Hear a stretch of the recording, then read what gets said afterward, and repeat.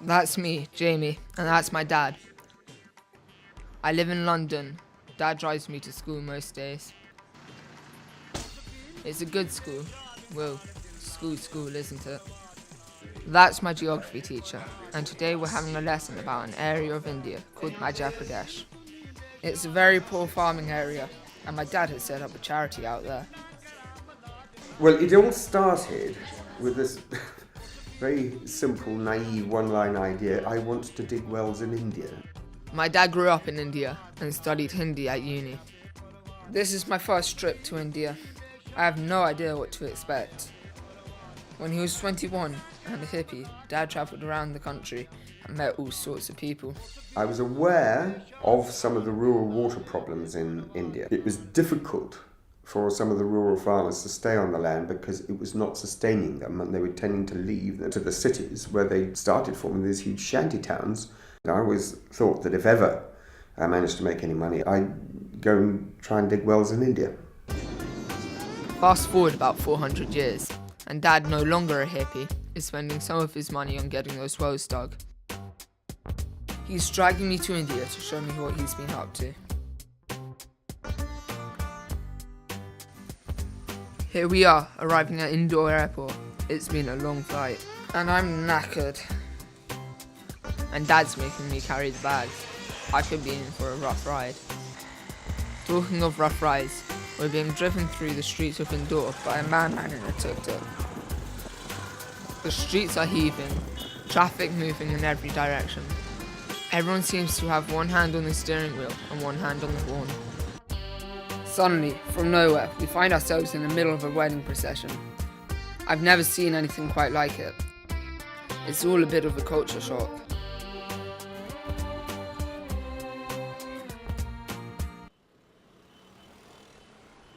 It's our first full day in India, and already I've got what Dad calls Delhi belly. We're off to meet a mate of Dad's and have a 4-hour drive ahead of us.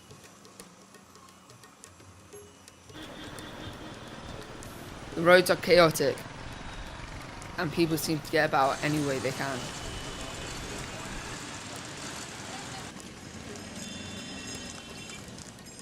I'm not feeling too good. These roads don't help either. At least I'm not travelling on one of those. Our first road trip is from Indore to a place called Jabua, in the region called Madhya Pradesh. Dad has formed a partnership with an organisation called the Savitri Wani Trust, who are not only helping with the project, but providing funding as well.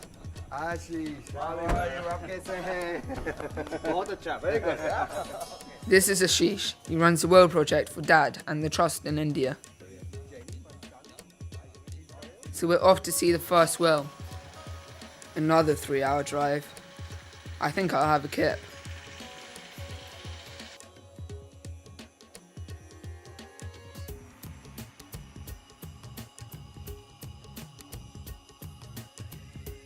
This place, district Jhabua and surrounding districts, they are predominantly Bhil tribe dominated districts. And Bhil, they are considered to be one of the poorest people in this country. Largely because, they are the kind of land that they have, this is a poor quality land. And as you can see, this is very undulating, it's a barren land and very shallow soil depth.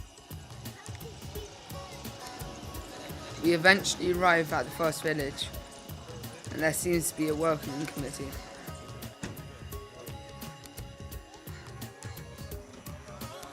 We meet Savigal in his nice pink shirt. He's a farmer, and the whole village has come to welcome us. They all look a bit disappointed. I think they were expecting David Beckham, not Dad. Savgal is taking us to see the progress of his well, and it looks like the whole village is coming along too. It's just a hole in the ground at the moment, no sign of water yet. This is a well in its reasonably early stages of construction, so they've dug down about 15 feet and they're still hacking away the stone from the floor of the well. This huge pile of stone here has come from that hole there, and it has been brought up by hand in 3 bowls like this by members of the family, men and women, and they've been at this now for about a month and a half.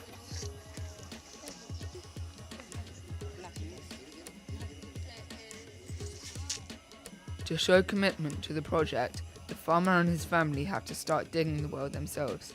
They receive their first payment from the charity once they reach a depth of 3 meters. This is payment for extra labor or machinery.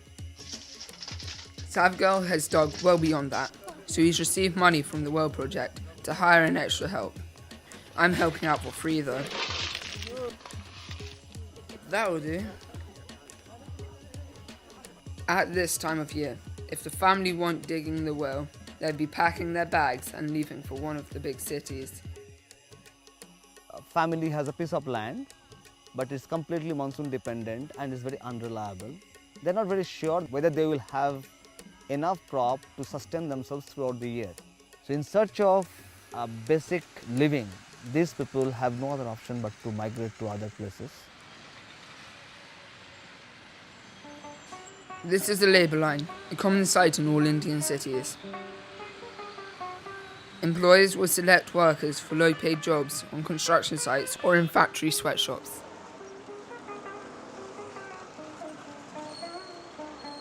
Those that don't get work may be forced to beg so that they can feed their family.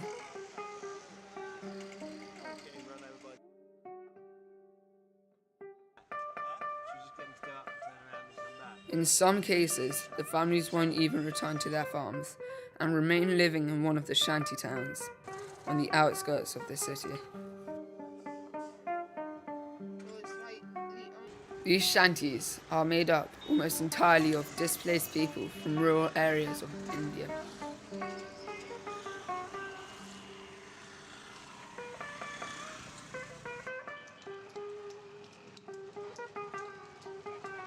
These people are in dire need of livelihood, and our job is basically to develop their land, provide them the water so that they can earn a decent livelihood out of it. This is Ram Singh and his family. They've been digging their well for 3 months. Here's a shrine to the water god. He must be in a good mood today. They've just struck water. It doesn't look like much, but it means months of hard work have finally paid off. At this stage of the dig, they have almost reached the water table. Explosives paid for by the charity are used to blast through the remaining rock so they can reach the water and have a fully functioning well. This particular well is going to help 2 to 3 families. So the community around here is all bound together in this project. Thanks to money from the Where There's a Well Foundation, they've been able to hire in equipment for the day. They've drilled deep into the rock so they can plant dynamite. There's going to be a bit of an explosion.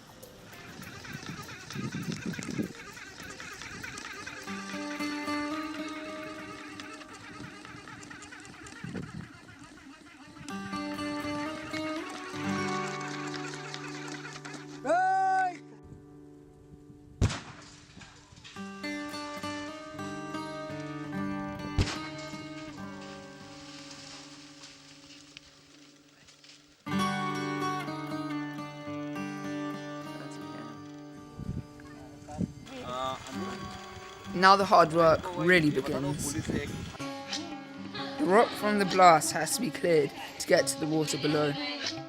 Ram Singh has to break the rocks into smaller pieces so they can get them out. Hooray! Well done.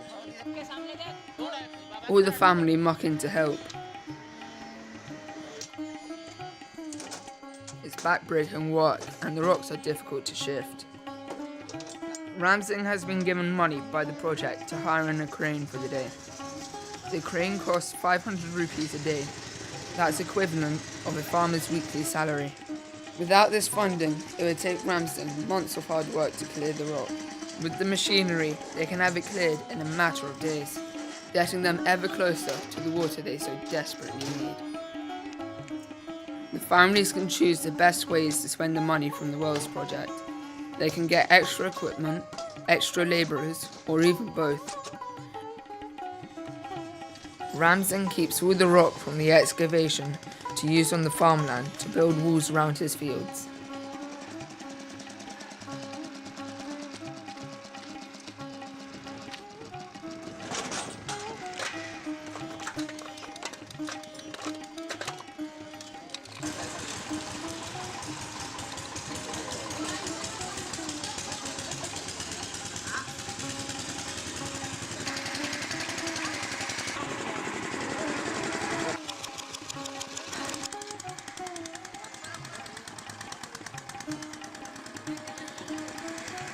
With a little help from the project, Ramsing is well on his way. In part 2, we take the train from Jaguar to Ratlam, where we meet some farmers who joined the well scheme 18 months ago.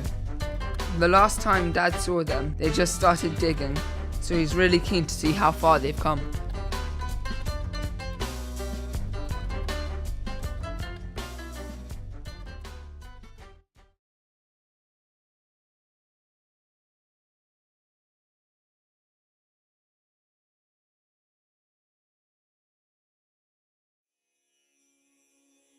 I'm Jamie. I live in London. My dad has started a project that helps farmers build wells in India to make the most of their land and secure their family's future. If they can make a decent living from their land, they can avoid a life of extreme poverty. Dad has taken me to India to see how the project helps the local farmers and how their wells have progressed so far. It's 6:30 in the morning at a train station near Jaguar. Any sensible person would still be in bed. At least I don't have to sleep on the platform like some of these people. Train stations are one of the places where farming families without wells can find themselves sleeping. If they can't find work, they may be forced to beg just to feed themselves and their family.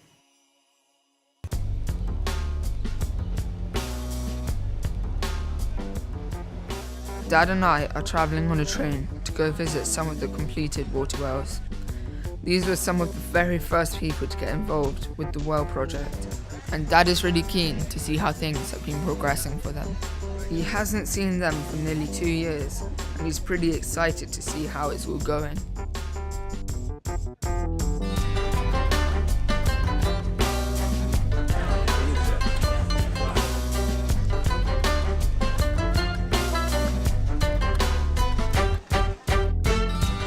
As we travel through different towns, we see signs of worker migration everywhere.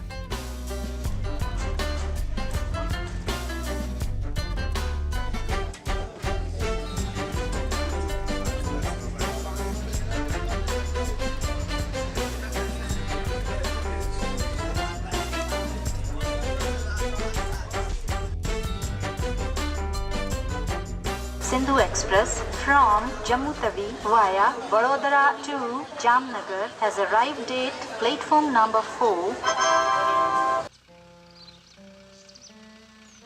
Our next port of call is to visit Nanaram.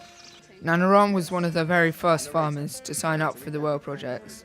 He's an older farmer, so he used most of his money to hire in workers to help with the construction of the well. Now, with a constant supply of water and pumps provided by the charity, they can then use the water to irrigate the land and improve the crops. He's had water now for nearly a year, and Dad can't wait to find out how things have been going for him. Nanaram, he says he's got everything he wants out of his well and more, which is brilliant because it's exactly what he wanted when we first saw him about 15 months ago. Wheat for his family, and then he will sell his vegetables. He needs his well made a bit deeper, and he will do that over the next year out of the money that he makes from his vegetables. Nanaram shares his well with some other local farmers.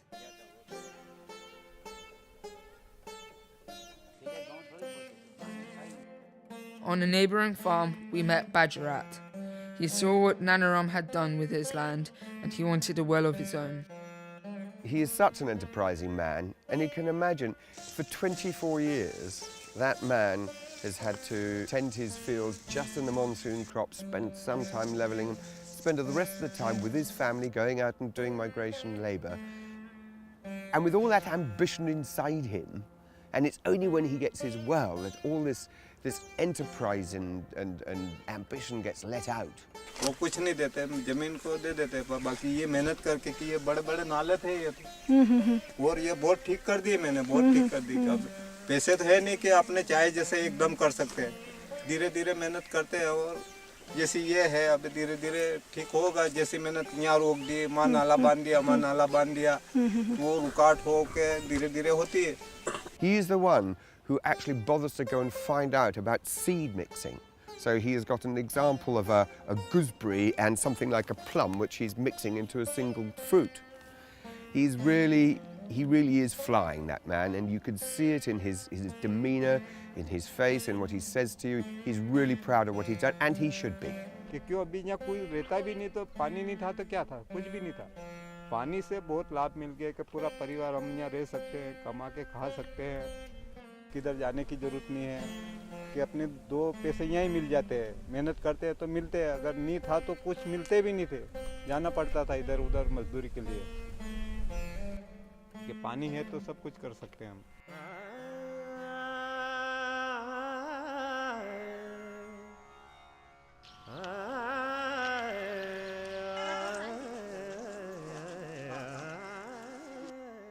This is Mo Singh and his family. He's one of 3 brothers. They will have all the land around They all share a well provided by Dad's charity. They've been given money to buy water pumps to irrigate their land.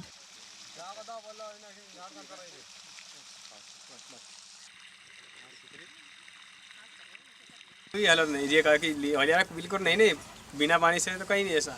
अभी पानी हो गया तो इतना। Mo Singh has made a complete little oasis of his area of what was barren land. With his well, he's been very efficient in the way he's irrigated it, and again, very ambitious in the way that he has looked at new crops, new seeds which ones work. The thing about him was he was so clear. He was not having his children working on the fields. His children were going to school. That's it. So not only do the wells provide water, the wells also allow the farmers a better quality of life and a better future for their children. With better income, the farmers can afford to send their children to the local school.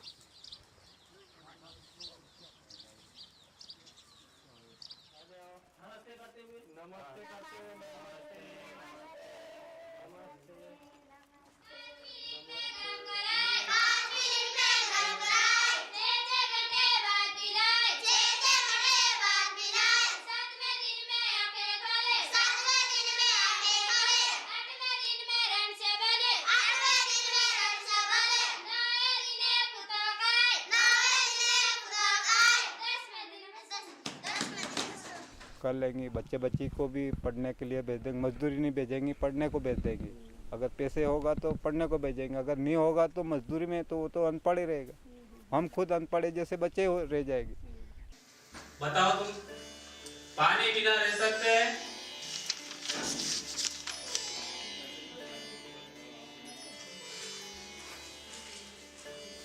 By going to school and getting an education, Mo Singh and Bajarat's children are being given a chance at a better life. They won't have to spend their childhoods moving from place to place, living in slums, or having to work as poorly paid labourers.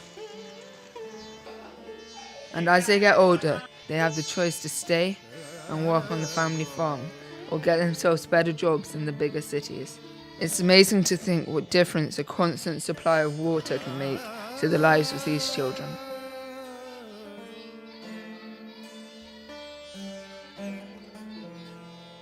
We can transform barren land into sustainable farmland with something as simple as a well. आप अगर 5 साल के अंदर आओगे तो आप यहाँ देख के कहोगे कि ये क्या हो गया, इतनी उम्मीद है, मालिक ने बचाया है, तो मर गया तो गया, नहीं तो इतनी उम्मीद है कि आप खुश हो जाओगे।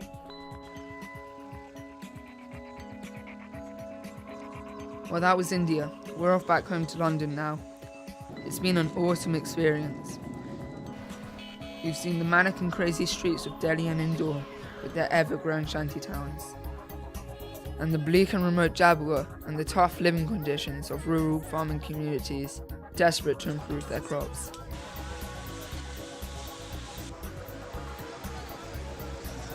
The project has given them hope of having their own wells. And seeing the results in Ratlam and Barwani, where the farmers' lives have been transformed. With the help from Dad, the Savitri Wani Trust, and the hard work of Ashish and his team in India, families can now stay on their land. The kids can go to school and get an education. It'll make me think twice next time I'm sat in a geography lesson.